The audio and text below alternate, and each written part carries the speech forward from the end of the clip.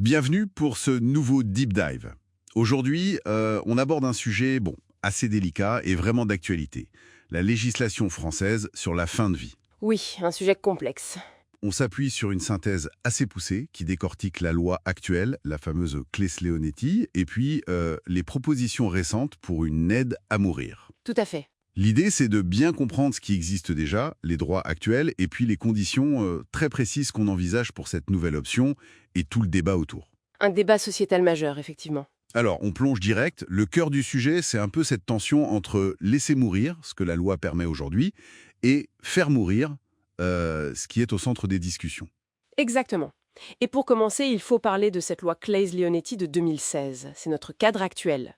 D'accord. Elle pose des principes forts, le droit à être soulagé de sa souffrance et surtout le refus de ce qu'on appelle l'obstination déraisonnable. L'acharnement thérapeutique, en gros. C'est ça. Ça veut dire qu'on peut arrêter les traitements, même l'hydratation ou la nutrition artificielle, si ça n'apporte plus de vrais bénéfices aux patients, quoi. Et elle a renforcé des outils comme les directives anticipées. Oui, ces fameuses directives où on écrit ses volontés. Elles sont contraignantes pour le médecin en principe. Et puis le rôle de la personne de confiance aussi, très important. Et il y a aussi cette sédation profonde et continue jusqu'au décès, la SPCGD. On en entend parler, mais concrètement, c'est quoi? Alors, la SPCGD, c'est une démarche médicale bien précise. L'idée, c'est d'endormir très profondément un patient pour calmer une souffrance qu'on n'arrive plus à gérer autrement, une souffrance réfractaire. D'accord. Et on maintient cette sédation jusqu'à ce que la personne décède, naturellement.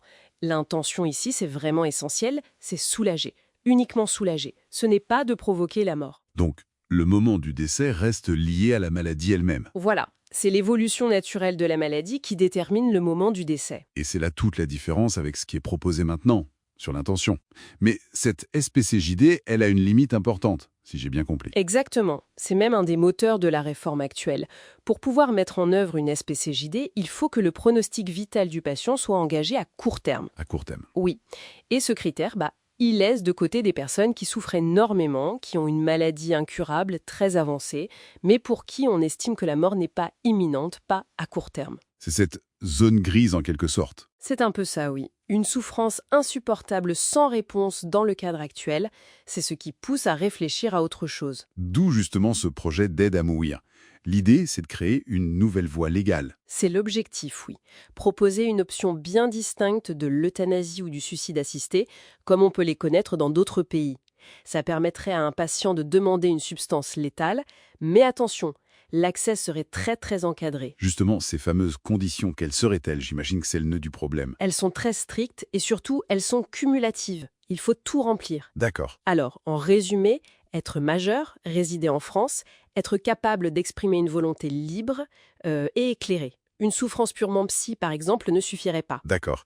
Et au niveau médical? Il faudrait une affection grave et incurable. Le pronostic vital doit être engagé, en phase avancée ou terminale.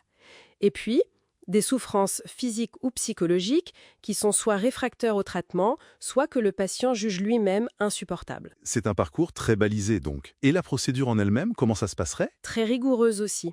Demande claire, répétée du patient, ensuite évaluation médicale poussée, puis un avis collégial, c'est-à-dire plusieurs médecins, un soignant au moins. Une décision collective en quelque sorte? Voilà, qui donne lieu à une décision médicale motivée sous 15 jours environ.